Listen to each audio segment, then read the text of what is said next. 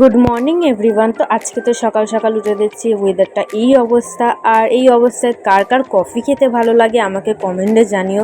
আমার তো বেশ ভালো লাগে, এর জন্য আমি চায়ের জায়গায় আজকে কফিটাই বানালাম। তারপর তো জানালার ধারে কফি খেতে খেতে বাইরের ভিউটা এনজয় করছিলাম।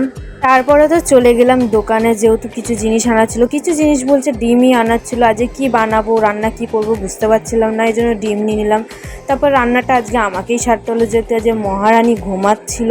আর দেখো, আমরাও বেলা করে ঘুমাই, কোনোদিন 10টা তো কোনোদিন 11টা, কিন্তু 2টো বা 3টে তো কোনোদিনই হয় না। তো যাই হোক, রান্না সেরে তারপর তো ও চলে এলো কাছ থেকে। আর আজকে খাবারের জন্য বানিয়েছিলাম সয়াবিন আলুর তরকারি, করলা ভাজা, আলু ভেন্ডি ভাজা আর ডিম ভাজা। তারপর তো সন্ধ্যাবেলায় আমি, মা, দাদা আর আমার বর সবাই মিলে একসাথে চা খেয়ে নিলাম।